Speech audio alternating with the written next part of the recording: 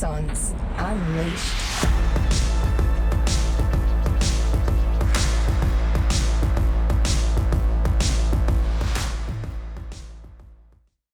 Hey, ladies and gents, I'm Robbie. I'm joined today here with Dan, and I've got the one, the only, the man, the myth and legend himself, Mickey Lorrigan from 214 Cafe Coffee Company. How are you, mate? Yeah, very well, guys. Thanks for having me. Mate, our absolute pleasure. We're just sort of in here shooting the shit before, and yeah, we've all got a bunch of history, a bunch of sort of mutual friends, so I'm really looking forward to having our listeners, our veteran and our defence community to learn more about you and what's going on in your company, but yeah, most importantly, how we sort of know each other as well. Yeah, absolutely. Yeah, great.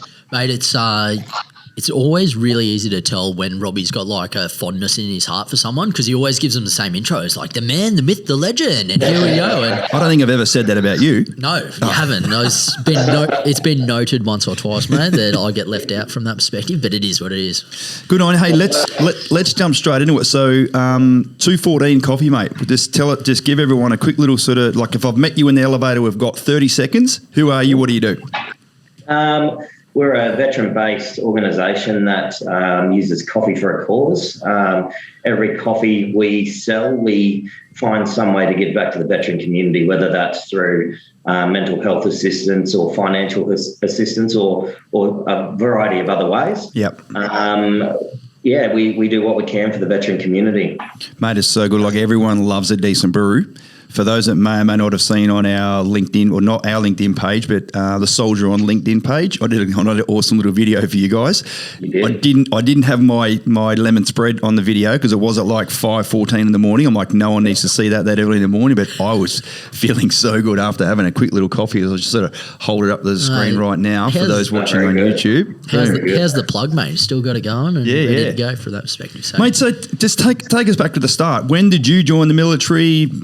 Why did you join the military? You may not have seen I had H. Hennessy on here a little while ago anyway, and sort of we went back through his sort of history. But yeah, tell us all about that, mate, because everyone listens with a lot of fondness about, wonder why that guy or girl joined the military, and how can I sort of, relate to that story as well, Mick?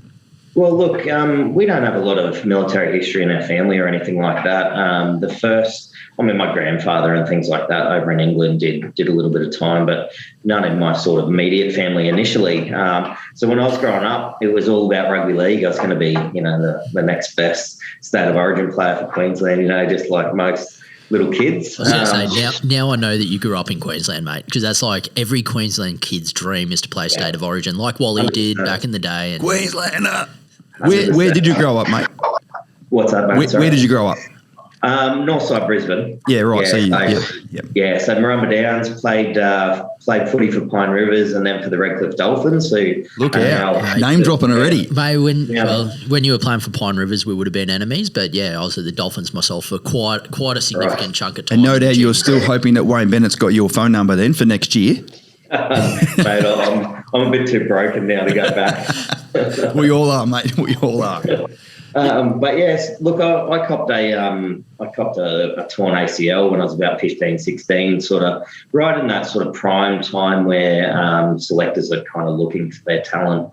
And I was good, but I wasn't going to be state of origin good. And you throw an injury into there and you just become a bit of a liability. So after that, made a bit of a reality check and had to sort of work out what the next direction would be. And at that point, my brother had recently joined the Air Force. So that sort of created a military connection for me, which gave me a little bit of focus as to what I wanted to do. I applied for university. I did all of those good things and realised that I was one of the worst students ever because the last thing I wanted to do was sit reading a book. So I wanted to do something physical, which led me down the path of the military. So when I did my application process, my brother had gone in as an officer. Again, my goal, I was going in as a rifleman. Then I was going to become Special Forces and Special Forces sniper, go from that one kid's dream to the next kid's dream. Yeah, that was all in the space of 3 months from entry to Special Forces sniper too. Obviously. Of course. As you leave Kapuka, you have that dream of the SAS commander coming up to you and saying, mate, you're so good at basic training, why don't you come straight over? Yeah, I can see through these other 200 people standing next to you, but you, sir, are the one I want to take with me. You are a jet. No, so once I did a little bit of research, I saw sort of where my strengths lie and decided to become an officer, which is where I met you. Me? Yes. Yes.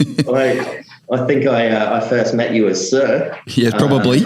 Yeah. You were one of my instructors in second class, if I recall.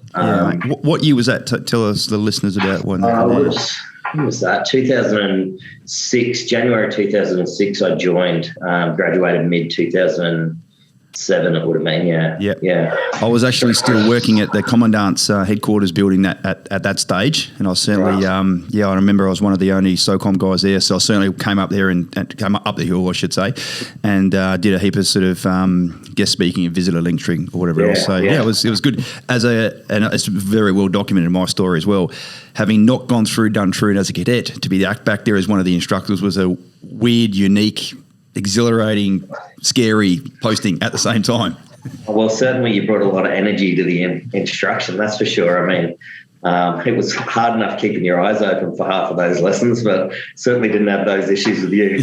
Thanks, mate. I appreciate it. I was going to say, question without notice of what were your first impressions of RT back then as instructor RT? Because it's very rare that we actually get someone on here that knew him in that portion of his life, because it was a very small chunk of time. But I think you'd have to agree, Mick, he probably made a very large impact on a lot of people at the same time he was there, right? Yeah, well, look, as a cadet, mate, there's a certain mystique around a bright green beret and a sandy beret. You get told that these guys are the best of the best, and quite frankly, they are. So when you get the opportunity to actually come face to face with one, it can be reasonably intimidating, especially as a cadet. You are a cadet, and they are. I think you were a captain at the time, if I recall. Yep. A captain in the Special Forces. When you're a cadet, they're like God. You're making me blush, brother. You're making me blush. That's the reality. Dan nearly choked on his water. I was spitting my water out with laughter while Robert's trying to flex in the background as well. Just kind of felt that way back. And for all these other people listening around there, listen closely to this man. He knows what he's talking about.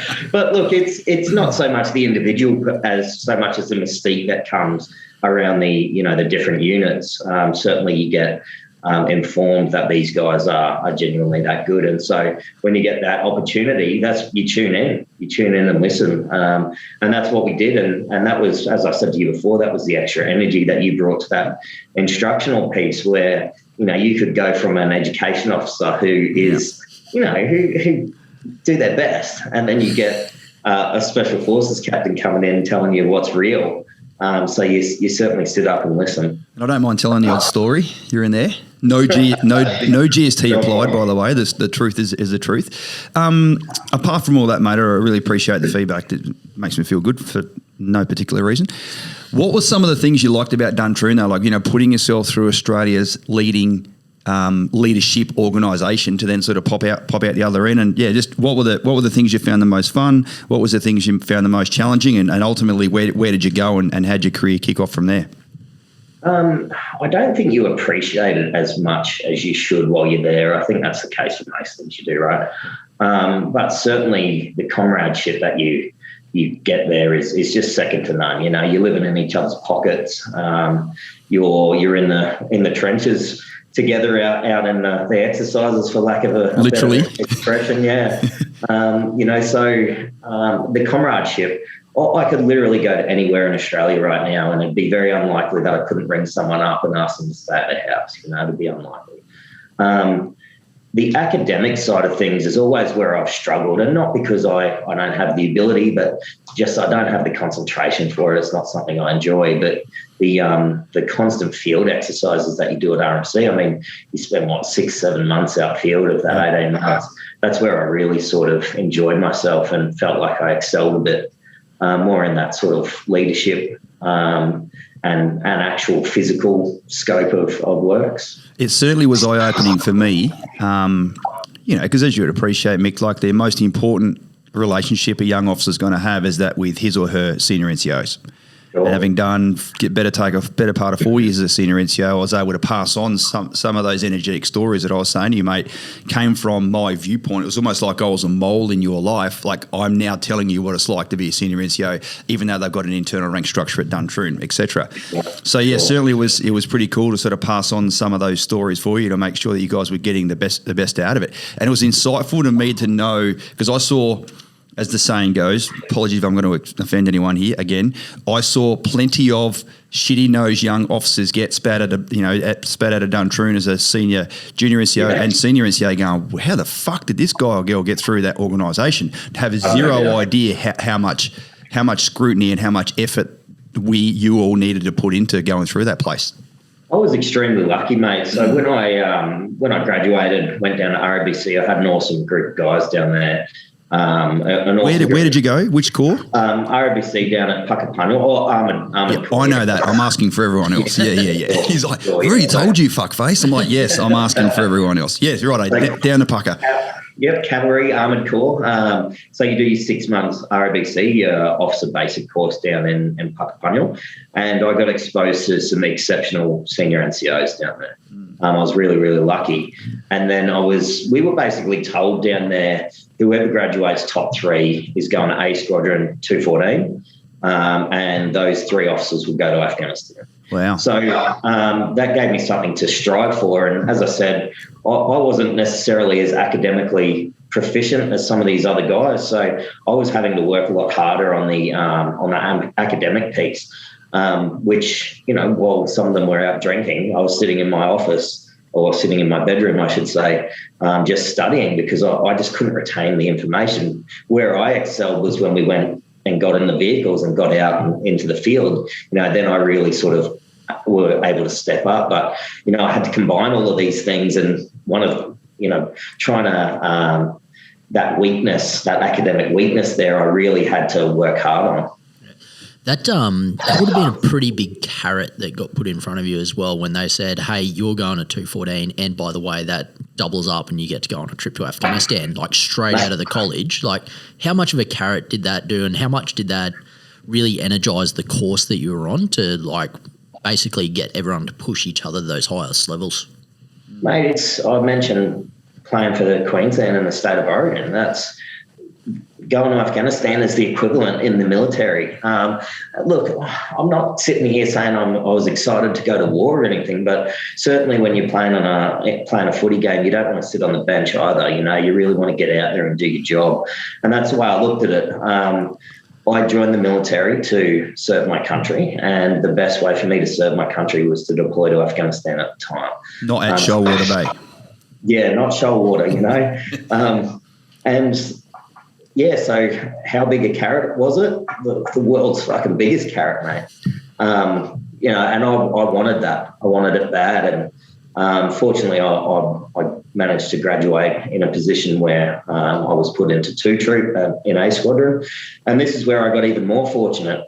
I walk in as a young, really young guy. I'm only 21 at the time, I think, and get put face to face with a troop sergeant who was 6'4", bald-headed, 100 odd kilos, was the captain of the rugby team. It's an absolute fucking beast, but was also an awesome guy.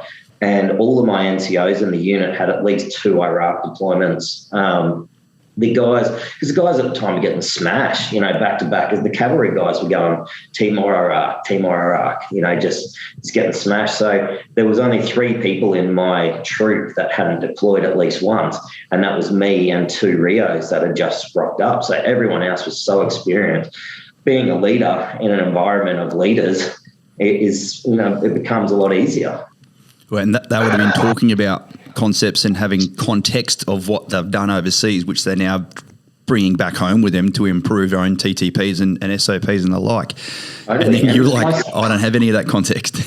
That's right. And my sergeant said to me, he goes, look, boss, you are the lieutenant, but this is my troop until it's yours. He goes, shut your mouth, learn, listen, prove that you can be a leader, and then I'll hand it over. So good. And I really respect him for that. And Grant Rufsky and he's an RSM now. him and I get on like a house on fire now. You know, I was a young kid. I was fucking terrified. No matter what anyone tells you, you're rocking up as a young kid and you're expected to lead these guys who have got multiple deployments. How do you do that? You only do that if you've got a good mentor, and my mentor was my troop sergeant. So good to hear. Yeah. Well, what about you, Dan? Have you got any specific stories to tell about an awesome senior NCO that was able to give you that same sort of mentoring? Well, like being in Ramey, like I had a slightly different scenario where, I'd have my troop sergeant. At the end of the day, I had my ASM.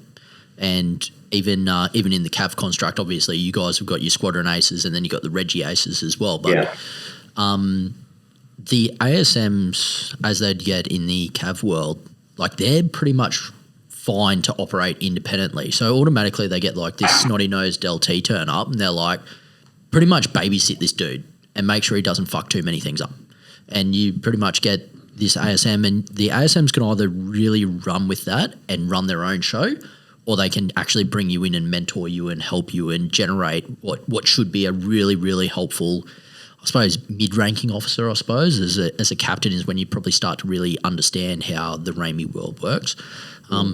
So I was probably in my really early years as a captain, I suppose, is when I first got those really strong WO ones, generally speaking, and having a relationship where you're meant to be in command of a 55-year-old WO one that's been in the military for 25 years, that's a very unique experience. And like you were just sort of speaking about, Mick, like it's my troop until I tell you otherwise, or until you earn it, basically. But was it the same for you? I felt like there was probably a point in time where it really did transition from being, okay, there's this WO1 ASM that really drives things, to it being like, okay, maybe there's a bit of a shared responsibility there, that you both have your own hats that you wear within the organisation, and you both have your own sort of strengths and weaknesses that you can play towards then. Yeah, certainly, mate. There was definitely a transition. I mean, for us, it had to happen quite quickly. So when we rocked up to the unit, now A Squadron at the time, the command was all hand-picked because we were going to Afghan. So I had an unbelievable OC, an unbelievable 2IC. The Squadron Sergeant Major, Mick Jolliffe, he was just one of the hugest men I've ever seen in my life, but just an unbelievable mentor as well, you know. So I was surrounded by really, really good people. So in those sorts of environments, you learn really fast, or you don't learn at all and you get left behind. And so, yes, we got there and we were straight outfield for months and months. Then we were back, and then we were on mission readiness exercises for Afghan and things. And, I think I spent about 2 months at home in that first year out of 10. And then, going to Afghan for another 10 months after that. So in that 2-year period, I spent about 4 months at home. But going back to your original question, there was a definite shift in responsibilities towards the end, and it was only once I saw that the sergeant was comfortable that I could not fuck it up. Too many times. Yeah, that's right. I mean, you've got to fuck up sometimes to learn, right? But yeah, definitely. But we became CAV organisations work slightly different anyway. I think as far as the leadership style goes, is very similar to a special forces type mentality where each vehicle's got its own commander. We can work autonomously, and we're working kilometres apart at some stages. So everyone's got to have their own ability to lead, and so that's kind of the thing there where. It's a unit of leaders, really. Yeah, man, and Dan, you and I have done that here at Axon, like this whole left seat, right seat, and then you've mentored Dane as he's come on to be a coach, and we're going to bring another superstar into the business again next year, and it's a complete evolution. Like our job as leaders is to develop other people into being leaders. Right. Like Absolutely. End of story. That's it. Yeah. And I love the fact that I can go away for days and weeks at a time now in the business, knowing full well that I have grown and mentored and taught and provided feedback and nurtured other people in the business that can now do the job just as well as what I could, probably even better. So it's a great, huge amount of peace of mind for me as far as that goes. Yeah, no, absolutely. It's the most important thing. Yeah. Tell us about, let's just sort of skip past the middle of your military style there, because this is not like the life and times of Mick Lorrigan. It's all about like 214 and you being able to transition out. When did you first think about getting out of the military? Like, just tell us all about your transition. So in Afghan, I had a boss named Justin Roderick. He was an ex. I know him. SAS. Yep. Oh, you know him. So you know he's a good guy. So when I came back from Afghan, my goal was to join Special Forces. I trained really hard for it, and a week out, I snapped my wrist. The old classic story: 30 weeks of training down the drain. And I mean, you know, just as well as anyone, Robbie, that the amount of commitment it takes to join, you've got to be committed. And after that amount of effort, I just didn't have the commitment to have a crack the year after. I just didn't. Got pretty disheartened. Got put into an ops captain role and spent my time doing paperwork, writing risk assessments so people could do runs around South Bank. You know, the shit that thousands of people do every day. I had to write risk assessments for spider bite and fucking snakes coming out at them while they're running. You know, commonly known as SO3 shit jobs. Yeah, correct. That's exactly what it was. So, you know, because I'd made that decision to go for SF, I missed out on the Squadron 2IC position and all that sort of stuff. So I was a bit disheartened, and Justin Roderick was working over in Broome, and he offered me a position working with him as a contractor, and that sort of started my transition out of the military. So I was doing month on, month off, and in the times where I was back, I was kind of like a full-time reservist almost. Right. Had the best of both worlds a little bit. Did that, then came back working with Emiratis, and that gave me a bit of interest in moving over to the UAE, which is what I did. Moved over to Abu Dhabi for a couple of years, did a bit of contracting. It was there that I met a girl who was a flight attendant. Her name is Sarah. She was an Irish girl. So when we were coming back into Australia to get her visa and things like that sorted, we decided we'd buy a cafe, which would give her a means of income and, you know, it'd make it easier to get the visa. So we bought a cafe, came back over to Australia. It was called Scoozy Cafe. We came over there. We were working in that together.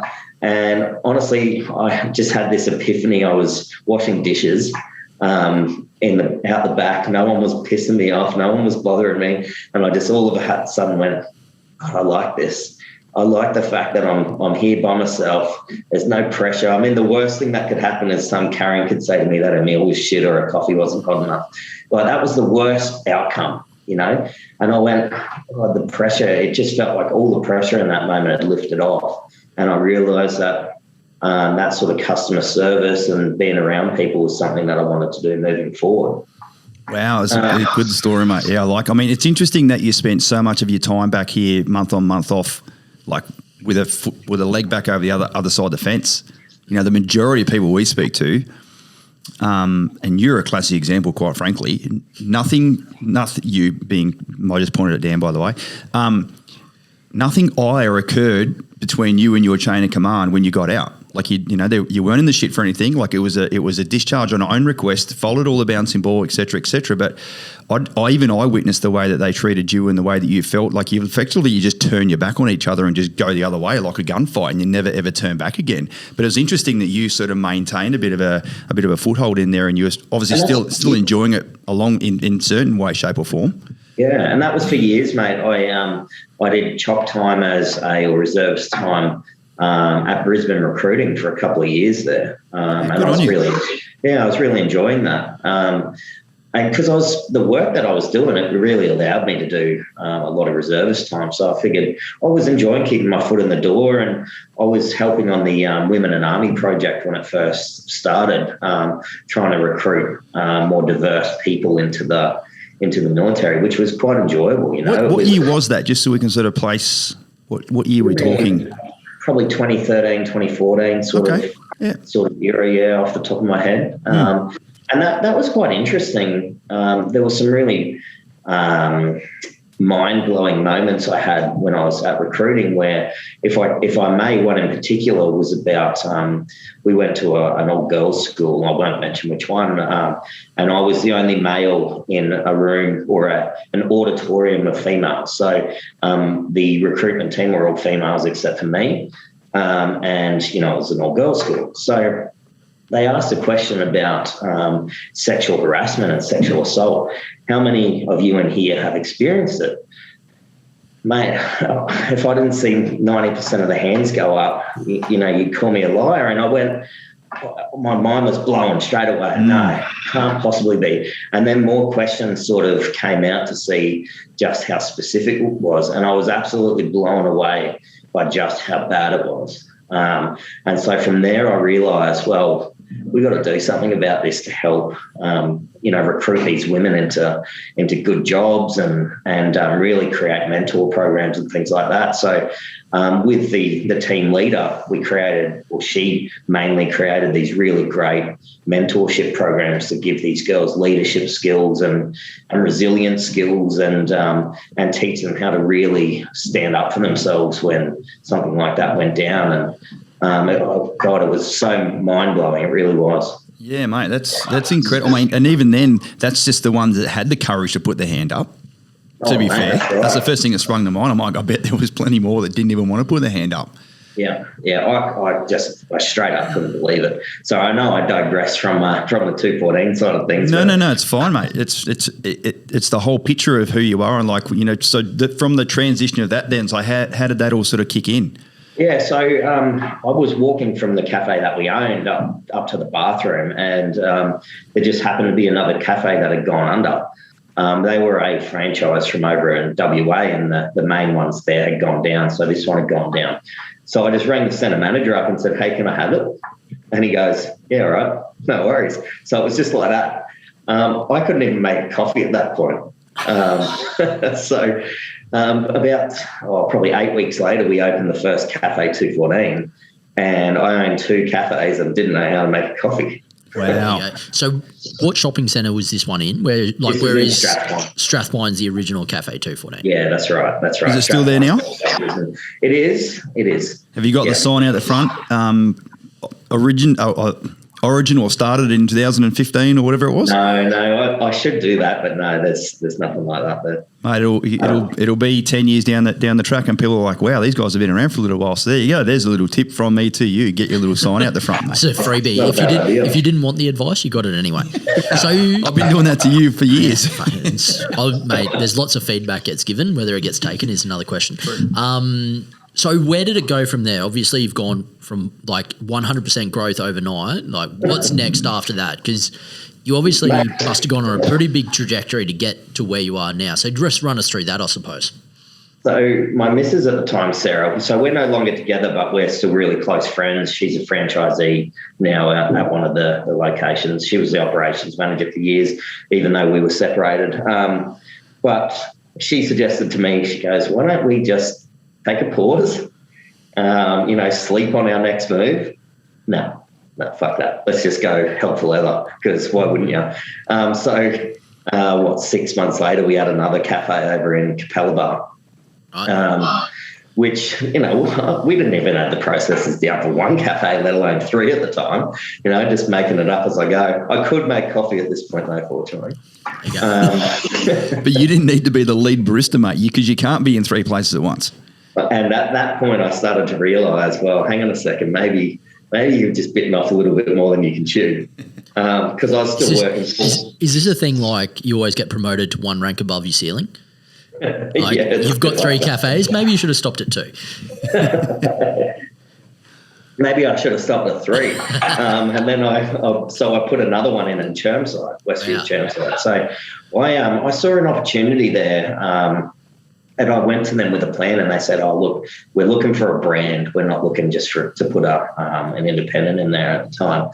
So that's why I actually put the one in a Capella Bar to say, hey, well, we are a brand. We're not an independent anymore. So that excuse doesn't fly. So I found this little dry cleaner that had gone out of business up the Coles end of the shopping centre. And there were two other cafes up there. But I noticed that I sat there for days and watched the flow of traffic coming in, and there's a bus terminal entrance where everyone was walking in and hugging the wall, and they happened to just keep walking past this dry cleaner that was now empty. So I came to them with a business plan and said, let me put a little cafe in here. which they did in the end. They caved and let me put it in. So we started capturing all of that foot traffic coming in. Unfortunately for the other two businesses, that actually put both of them out of business, which wasn't my intent, but, it is what it is. And for almost 2 years, we were the only cafe down that end of the centre. A new one's just opened recently. But that gave us enough money to then put another one, a big one, down the opposite end of the shopping centre. Now, for people who don't understand how big that shopping centre is, you're talking almost a kilometre from end to end internal. So you got to make a real conscious effort to go to one or the other. Yeah. You know what I mean? So it was worthwhile. And in that process, we discussed with them, well, let's put a massive playground in, put a big cafe in right out the front of JB Hi-Fi and Rebel, which they did. That was at the end of 2019. So we opened, I think, about the 17th of December, which was great. Christmas was awesome. And then 2 weeks later, COVID, bang. Yeah. And that's when it all started to get hard. What do you mean by that? So obviously everyone's got their own experience and their own lens and their own prism that they've now lived through COVID. And certainly in the building and construction industry, we're really starting to see it hit in multiple facets now. When you say it got hard, what does that mean, mate? How did it specifically impact you guys? Well, there was a lot of fear around it, as you know, and so people were staying home. Mm-hmm. So the sort of foot traffic that you would expect just totally disappeared. We were fairly resilient to it at Capella Bar and down the original end of Chermside because we were out the front of a Coles. And in fact, there were times there when people were panic buying that our revenue went through the roof. But for a location like the one I put out the front of JB Hi-Fi, they closed the playground, the little office complex that was in there closed, the gym closed. People were going to and from JB Hi-Fi as quickly as they possibly could. There was no dwell time. People weren't floating around. No one was browsing. So the cafes just got completely ignored. So we lost 87% of our revenue, disappeared overnight. Oof, that is huge. And how did that make you feel? Because as I've put in plenty of other podcasts, and we'd all recognise how this works.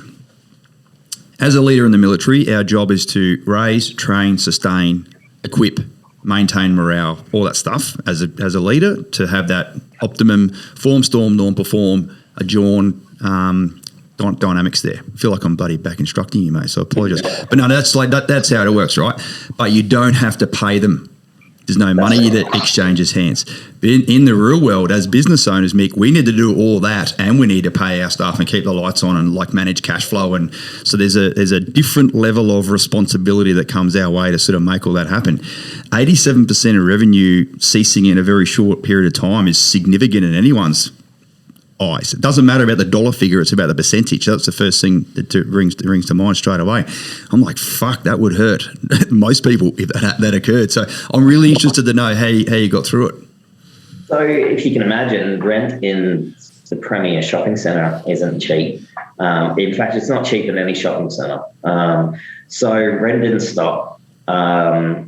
We lost a lot of food initially. There was probably $10,000-$15,000 worth of food that was initially lost, because we didn't know what was going to happen. So we didn't want to just hand the food away just in case somebody goes, oh no, lockdown's over tomorrow. Look, no one knew what the hell changing was on going a daily basis. Yeah, right, that's right. And that was no fault of anyone really. No one. It was unprecedented. We all understand that. So I decided. And it was a managerial decision that I stand by because I can look at myself in the mirror. But I decided to keep everybody on the payroll that I could, to keep them so they could still eat. Like most of my workforce are casual kids or uni students or young parents that, need the extra money to cover their rent and things. So we did what we could to keep them on for as long as we could, until I just had to make a decision at one point and just go, look, it's like the first aid principle, danger to yourself first. If I'm not here at the end of this, then no one's got a job. So I had to make the decision, and we made phone calls to around about 40 people and said, sorry guys, we've got no more hours for you. It was a bit of a shit day, that's for sure. Oh, I bet. Yeah. What was I think I know the answer to this question, but I'm interested to know anyway, what was the generic responses that you got? Oh, look, we understand. Right, was that's generally good. what people said. Yeah, that very few of them, in fact, none, not a single one blew up about it. They all just went, yeah, we get it. Yep. We know you did the best you could. And so we kept on little programs. Like if you bought a bag of coffee, we were given $10 of that bag to one of our employees that had lost their jobs. And, we tried to come up with different methods to give money to our people. But, it was few and far between. There was no money coming in, So, the lockdown initially was an absolute killer. We recovered reasonably when the big lockdown sort of lifted. We got a lot of our revenue back, and then obviously JobKeeper came into play, and then there were rebates for rent and things like that. So that kept us going. Yeah, the good. JobKeeper program was hugely, hugely beneficial. But if I'm honest, it's been this year that's been the really hard one for us with snap lockdowns. The snap lockdowns were the killer. So, you'd have at 10 a.m., by 4 o'clock this afternoon, you've got to be closed. So there goes 10 grand worth of food straight up, bang. So then you've got to buy that food back again. Then you've got another 14 days after your 3-day lockdown where people actually start coming back out of their houses again. And then 7 days later, bang, snap lockdown. And you repeat the process. And that kept repeating monthly, bang, bang, bang. And so after a while, you get to a point where you're trying to minimize everything. So you're not providing the quality that you want to provide. You're not doing anything because you just don't know what to do. So this year's been an absolute killer. One thing we are proud of, though, is Sarah, who was the girl that I mentioned earlier. Every time we had a lockdown, she was organising the food to be delivered to DD shelters. I was just about to ask, where did all that food go? Yeah, it went to the domestic violence shelters, the women domestic violence shelters. Yeah, we did a lot of that. We also created a program called the No One Left Behind meal, which was a pay-it-forward system that people could get online and purchase food, and we could start handing it out to those people that weren't making any money. The program worked so successfully initially, and people were so generous that we had to ask them to stop because we were getting so much money coming in that we couldn't hand out the food fast enough. Yep. And it wasn't a charity for us. We wanted to do something nice for others, and people were just so generous we couldn't keep up with it. But yeah, mate, that's kind of the challenges we've had has been based around the governance of Queensland, the snap lockdowns, the inconsistencies, all of these things have created a real issue for small business. I find it fascinating. Thank you for sharing all that. I find it fascinating that in a time of need for 214 Cafe and or Coffee Empire, you guys were struggling, but you're trying to find ways of helping other people. Mate, it's just magic. That was really, really good to hear. That's what you do, mate. Yeah. That's the whole reason I got into this was to help veterans, and, helping anyone through COVID became the theme. Everyone needed help. Very few people I knew weren't doing it tough at some stage, whether it was their mental health or financially and all these things. It wasn't about getting through COVID. It was about being able to look at yourself in the mirror at the end of it and say, did I do the best I could for as many people as I could? Well, yes, I did. And don't get me wrong, there were times there where I was fucking fetal position in the corner going, this is bullshit, I'm fucked. All of this work and it's all going down the toilet. And look, quite frankly, mate, we're not out of the woodworks yet. Financially, we are still sitting on the edge, and we will sit on the edge now for probably another 2 or 3 years. Wow. And if anything doesn't go our way, we're in real trouble. And that's just the fact of having a hospitality business at the moment. And you're still donating to veteran charities now. Just even like that statement alone should just resonate with every person about the character of you and the organisation that you've got. Is that you are, to use one of my term, like you're coming into land every month from a cash flow perspective, whether that is or isn't occurring, and you're still donating money to veteran charities. Your why and like your purpose and why you've even started the business must be that strong that it's just pulling you in that direction, that no matter what's going on in your own backyard, you're not going to stop contributing. Oh, I've got to try. That's the thing, you know. Like, what's the worst they can do to me, really? You know, like the absolute worst case scenario is I go bankrupt, right? That's the worst case scenario, and then I spend 5 to 7 years twiddling my thumbs until I'm ready to go at it again. Like, no one's shooting at me. We say that here too. No one's going to die today. That's right. You know, like I've got an extremely supportive partner. You know, I'm not short of a place to live. I've got enough food to get by. You know, I've got enough to drink piss every weekend. You know what I mean? Like, what's the worst they can do? Yeah. I will try and keep going until there is nothing left to keep doing, you know. It's bloody brilliant, mate. I mean, as RT was saying, it's really remarkable that you still found someone to sort of support, and it almost sounds like it harked back on your early days when you were doing that recruiting sort of choco time, where you found that sort of bit of purpose, where you sort of the diversification was going on in the military, and you had a bit of an eyes wide open moment, and then you come flip side and you see 10 years later, you're like, you know what, I've got this opportunity to give back also into this DV shelter. So that obviously came from Sarah, but like what is also going on, I suppose, from your side on the giving back to the veteran community? Like, who are you teamed up with? What are you doing? And just give us an idea of some of those programs, mate, that you're sort of still bleeding through. So we're actually, we rebranded about 4 weeks ago to the 214 Coffee Company. So the cafes are called Cafe 214. And we've rebranded to 214 Coffee Co. The cafes have still stayed the same, but the thanks, mate. Sure. That's a shameless plug if you're on YouTube, by the way. That he's got the beans out and ready to go. Yeah. Helping veterans move forward. Love it. Yeah, that's our motto. So 214, 2nd 14th Light Horse Regiment. The motto is forward. Yep. So we adopted forward, or helping veterans move forward as our motto. The cafes are actually the green and white of the unit patch colours. And now we've got all these different blends. So we've got, since we've rebranded about 4 or 5 weeks ago, we've actually raised about $2,500 for various veteran partners. So currently we're supporting Soldier On. As you can see in the one in front of you, it's actually called the Veteran Support Blend. So a huge percentage of the revenue that we get from that gets donated through to Soldier On. Yep. We're also working with Run Army at the moment, which is a legacy partner. Run Army is a charity that's encouraging people to get more help or get healthier through physical exercise. And so we've got a Run Army support blend as well, which all the proceeds go towards legacy, or some of the proceeds go towards legacy, a huge part. And we've also created the Pineapple Espresso.